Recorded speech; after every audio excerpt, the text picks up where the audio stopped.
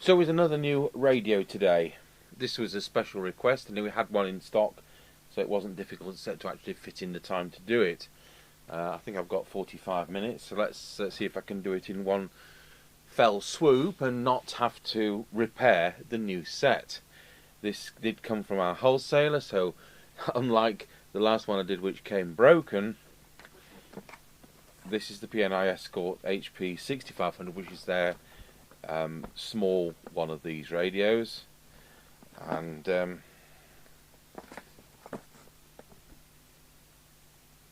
whatever it says in, is that scannable channel, RF gain, auto squelch, ordinary squelch, probably display and emergency button for whatever use that is.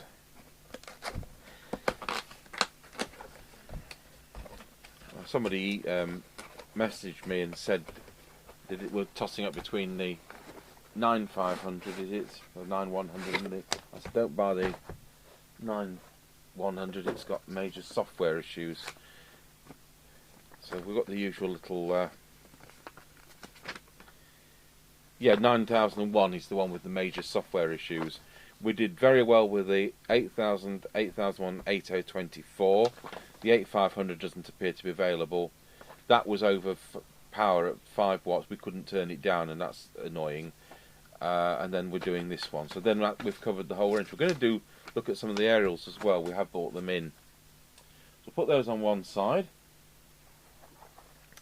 We've actually got an instruction book with it, which seems to make a change.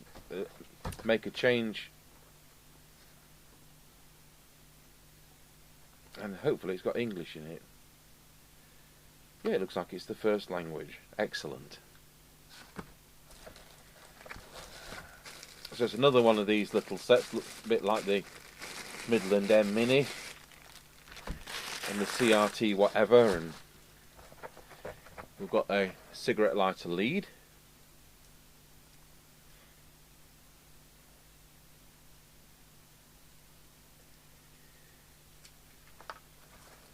And the mic clip. It's a modular type of plug, which we all hate, don't we?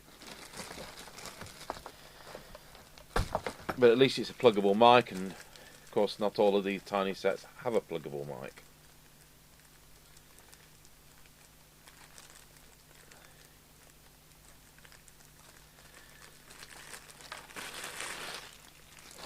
And a mic that's far too light, but has up and down on it.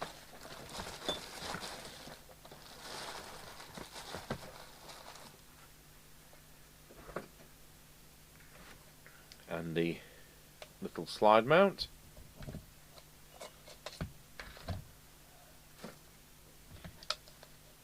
So then we're left with a set with a bit of a pigtail, the SO239 aerial socket,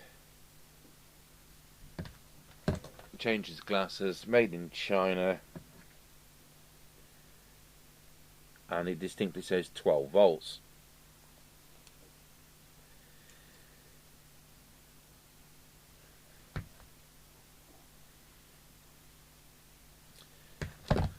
Right, we'll get it connected up.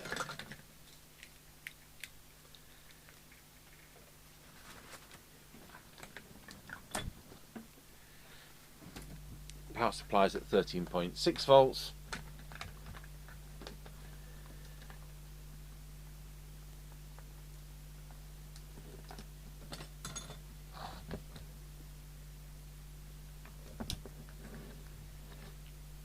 And when we switch it on,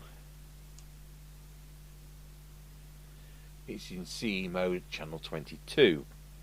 So we want it to be in UK mode. We're going to be optimizing this for UK only. So let's see what we have to do. To change the standard you're on, press and hold the AF key while switching on the radio. It's so small, I can zoom in a bit on this.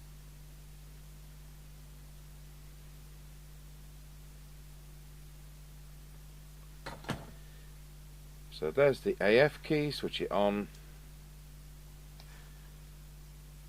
And then what do we do? Yes. Oh, UK happens to be the next one along. And close and restart the radio. Okay, there we are, UK.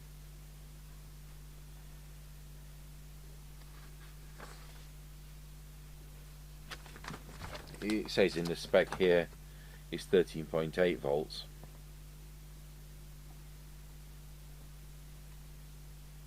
And it also says, let's see what it says about receive.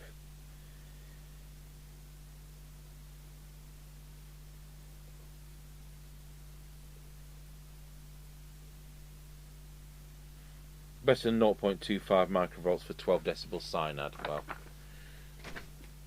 bet it isn't.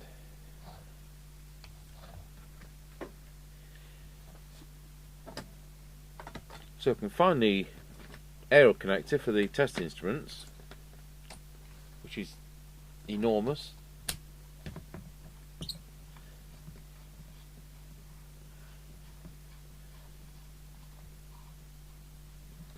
Alright, we'll switch picture in picture on, and hopefully we can both see the meter. So we're going to start off on a 30 watt range. We're going to make sure this is on channel 20. I'm turning that, and of course it's this up down like that.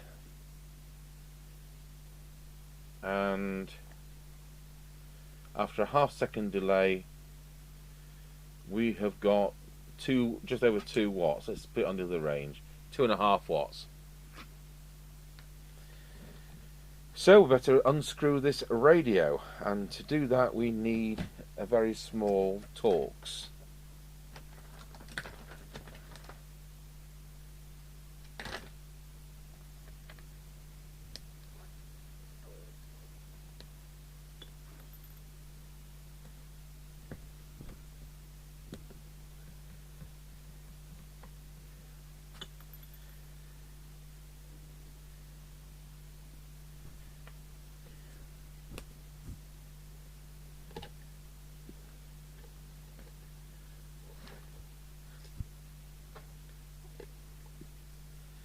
So they don't get returns from numpties, they've put a seal over the case screw there.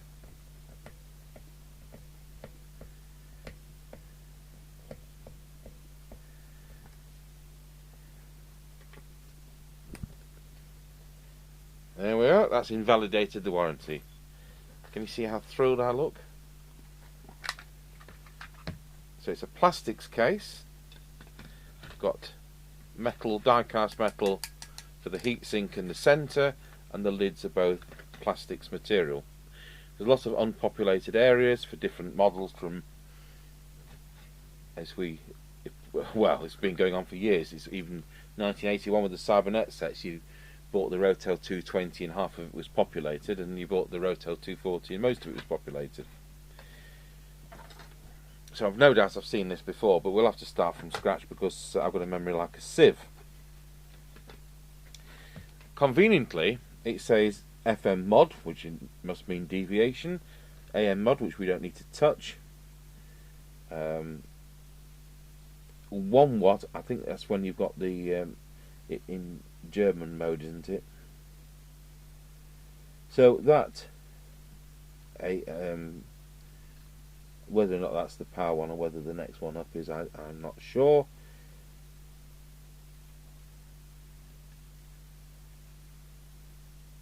Okay, so there's not much we can adjust, but let's see if we can get a bit more than the 2.5 watts it's giving at the moment. So is it the 1? I would think it's, let's see whether it's that one. It is. I'll just take that back to where it was. No, that has no effect.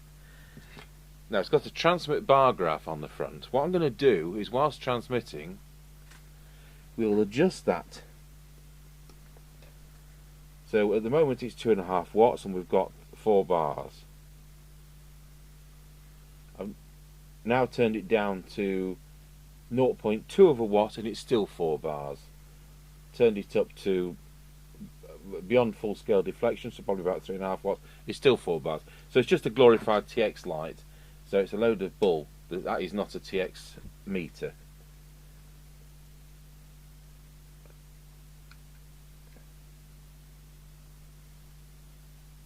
I don't want it to absolute full. So it's doing 3.5 watts on this test set, so that could well be 5 good buddy watts. I've said many times before, this is selective, so it's also looking at interference and rejecting that. So the power it's telling me is what's on channel 2779125 is 3.5 watts, whereas on a non-selective meter it might read 5.5 watts because it's reading all the crud as well. So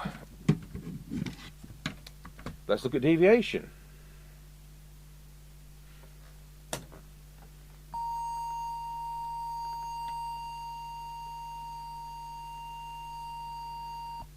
So it's reading 1 on, let's just do the quick Wallow. Testing 1, 2. 1.7 is an absolute peak. So if we go back to this and adjust this up a bit,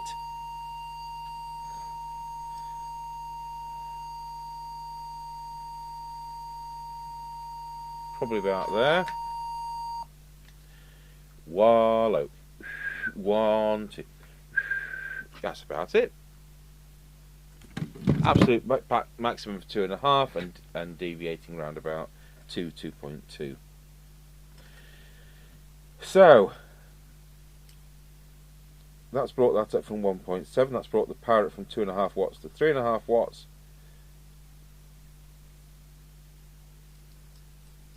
So let's see whether it's on frequency, which isn't adjustable as far as I can see. So we'll just switch the camera over to the frequency counter of this Marconi test set.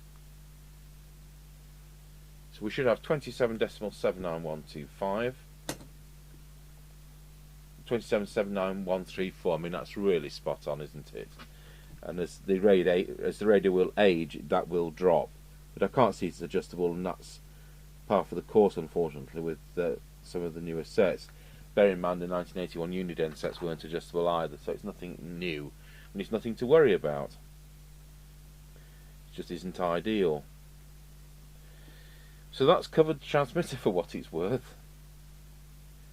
Let's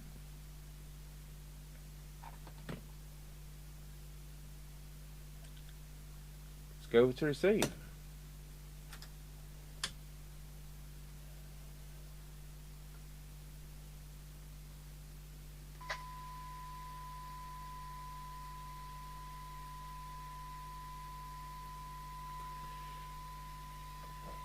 So that's 1 microvolt.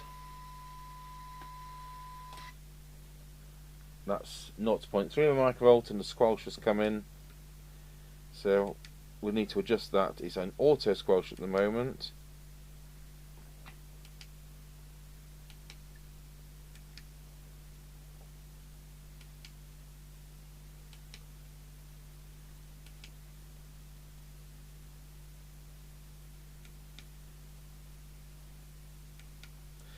So we can change it between CEPT and UK from the front panel, but it will remain on FM for both those. If we wanted to access AM, which we don't, then we'd have to go back into the country menu and set it up for a different country, which isn't ideal, but we don't want to use AM anyway, and we don't want to use CPT anyway, but just for you lot to do, that's what you'd have to do. So squelch, I'm still, we're in A4, does that mean auto? I think we'll better look at the instruction book.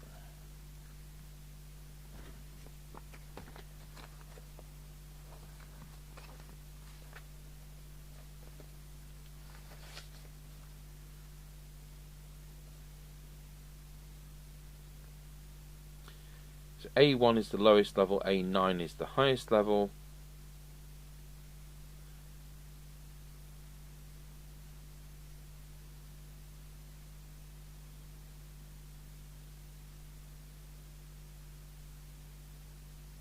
Oh, right. So, at some points, the squelch button's had a long press to get it into auto mode. So a long press will take it into manual. There we go. Now we're in squelch. We can now adjust it with the up down. We want it in the off position. There we go.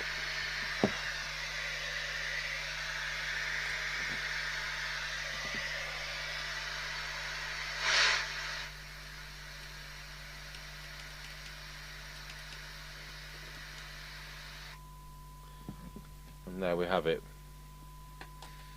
So that's 0.3 of a microvolt.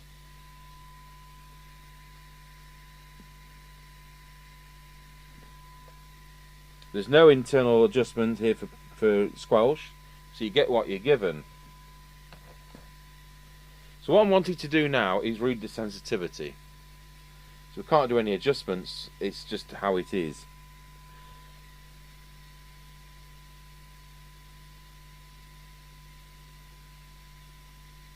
So let's get onto the cyanide meter.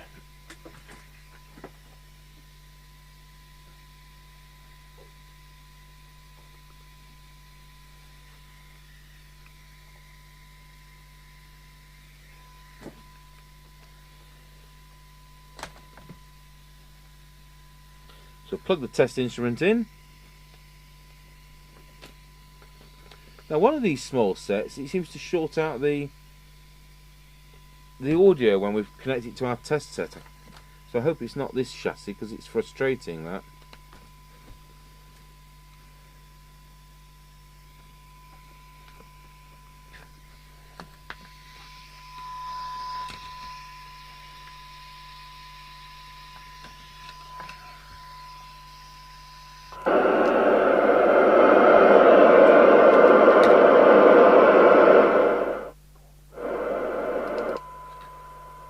It's a bit louder through the external speaker, isn't it?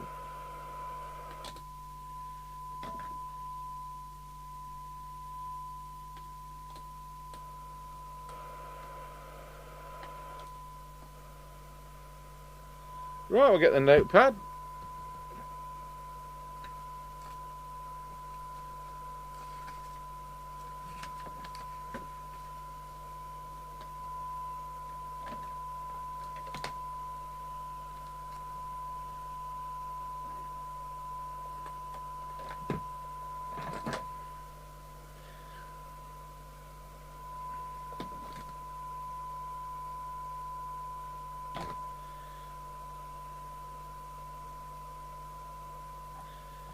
So for 20 dB cyanide, for 12 dB cyanide, they said 0.25 microvolts,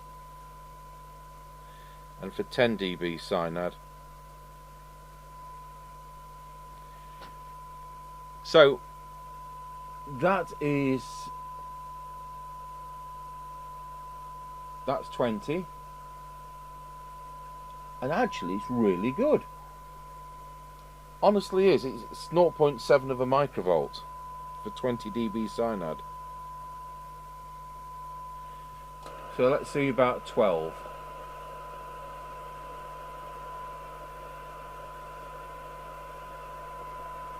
Do you know what?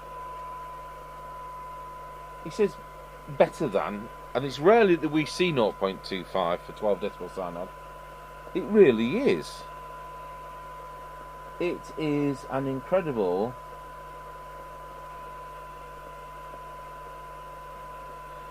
.225, and then for 10 decibel cyanide, which is not the one they quote, we'll do it just for completeness, is 0.2468.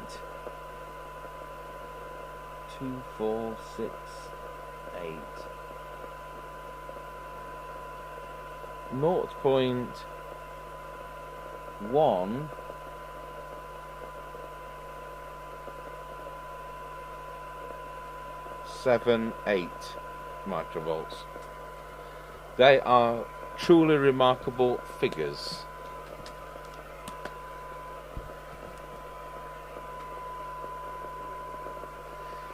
Right, well, yeah, it does what it says. I said, don't you worry about me getting only 3.5 watts out of this. This is selective, as I've said a million times before. So it certainly will be doing more than 4 ordinary type of watts, shall we say. Let's see how this squelch works. So I've done that.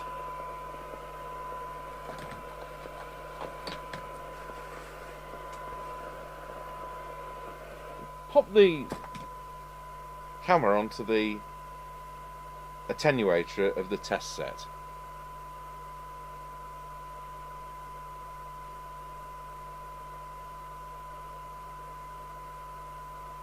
You can see it behind the soldering iron and the rammel.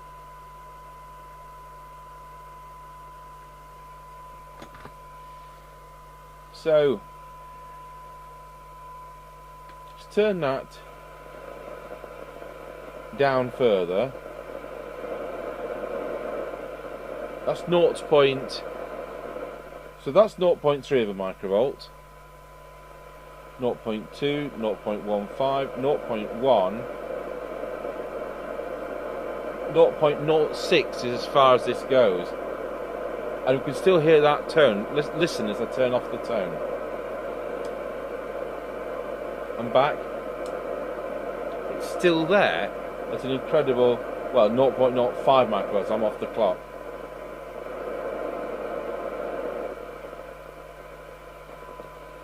Right, we'll switch the signal generator off and set the squelch.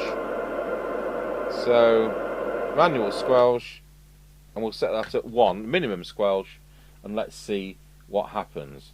So I've got the signal generator now at 0.3 microvolts. Switch it on, and we have the signal generator coming through, and it's going off at 0.14 of a microvolt, coming back in 0.3 of a microvolt, off at 1.15, on at 0.3. So very useful squelch at the bottom end. So let's turn that to full. So what does it wrap round this? It does. So squelch 2.8. So let's do that test again. So 1 microvolt, 3 microvolts, 10 microvolts, 30 microvolts, 100 microvolts, 300 microvolts, 1 millivolt, 3 millivolts, it comes in. So it's a bit coarse at the top, but it does at least come in at some point. So I'm going to set this to 2, I think, for our test. So we'll just adjust that again and adjust it to 2. So go 2, 0.2, that'll do me. Now let's look at the auto squelch, see how that performs. I'll turn the signal generator off and park it at 0.3 of a microvolt. So press the squelch button for longer. So we've now got ASQ come in, and it's on ASQ level 4. So let's see how that works. Switching the signal generator on now. So it just popped in for a moment. That's the signal generator does that. So we're at 0.3 of a microvolt. It comes in at 1 microvolt. Disappears at 0.15. Comes in about 0.9. So the auto squelch is fine as it's set at the moment. It's probably just preset squelch. It may not be auto at all. So there we go. It works fine. So it's got a very sensitive receive. The transmit, as I say, we can't take it beyond the 4 watts, but our 3.5 watts. Let's go back to. I'll just go back to that now that the radio's cooled down and just have a quick look at what it is reading. It's 3.6. So I'll put the screws back in the lid. So it was a quick little adjust. So I say that isn't much to adjust. But the way some of these surface mount sets are manufactured, the components are selected upon test. So whilst it's being manufactured, parts are placed in, and the results of the test so far determine which components are put in next. So this is why you don't need adjustable coils, because they're being manufactured with select on test, which is something which just didn't happen 20 years ago, as far as I'm aware anyway. So that's why we've got some really sensitive receivers, but they're not adjustable and they don't need to be.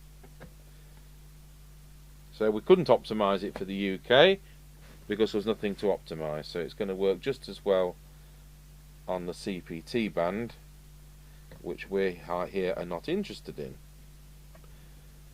So there we are, put it back together. So we'll pop it on the aerial and we'll do a proper test with Mr Chippie probably later on today.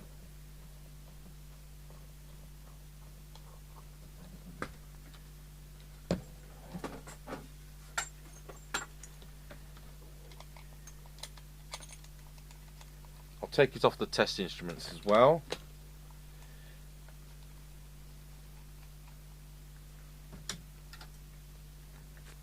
Might as well lose picture in picture.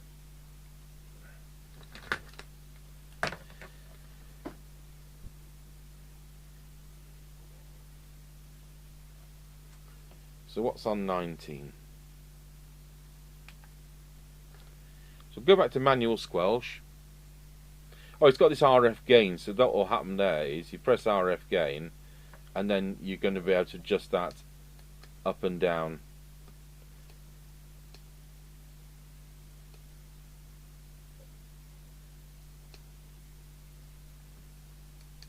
Well, you are.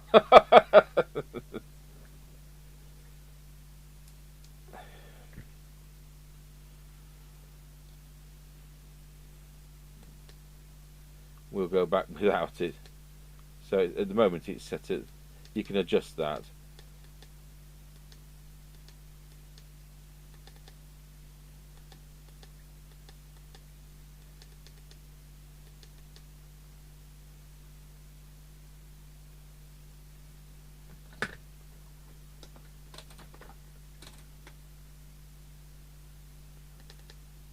Back to channel 20.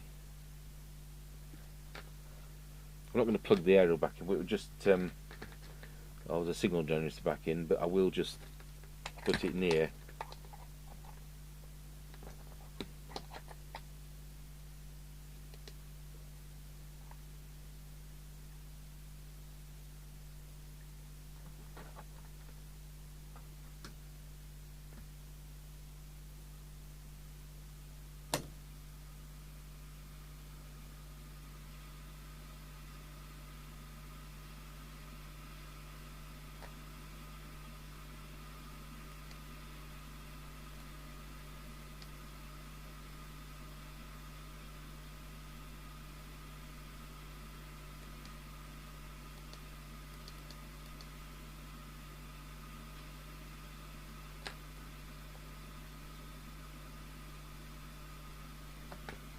Now, why aren't we hearing anything on this radio? Let's go back to the test instrument speaker.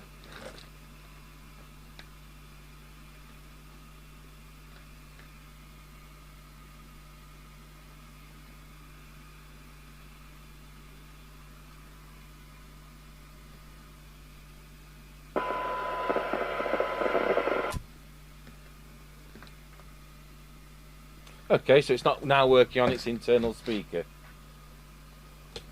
Now, how come we've pulled a wire off?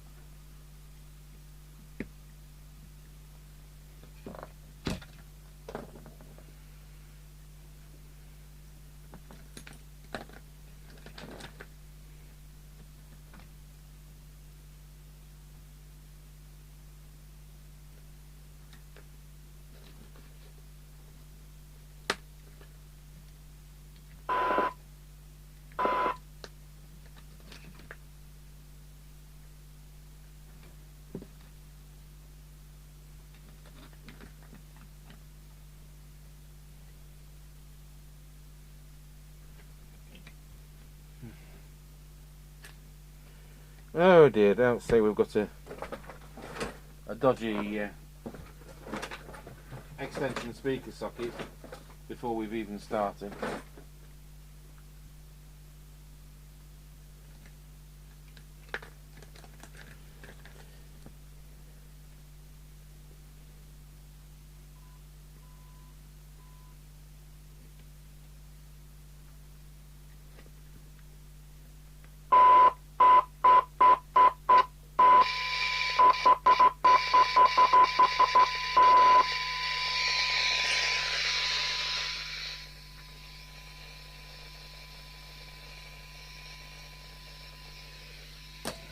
Not good.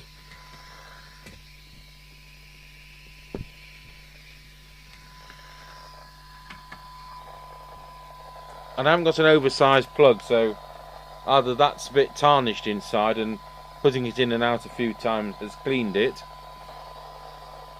but that was not ideal.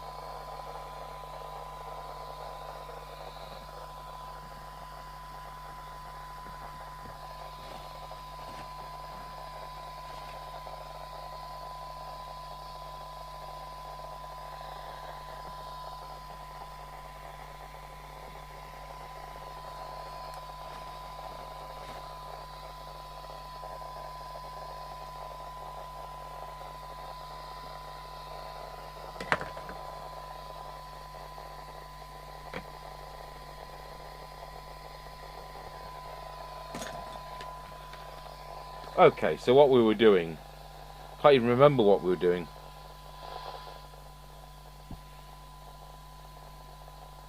Oh yeah, the effect of the RF gain.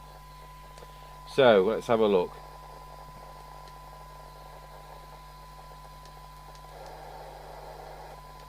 So that's maximum, and that attenuates with a greater number, and that switches it off. So we're back to normal. Right, we'll switch our signal generator off, we'll switch the squelch back,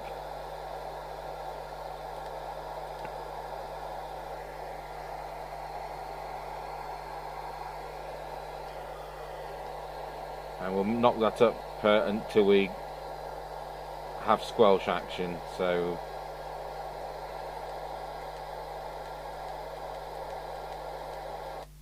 there we go, 1.1. So if we switch to auto squelch, yeah, that's okay, and back to manual squelch.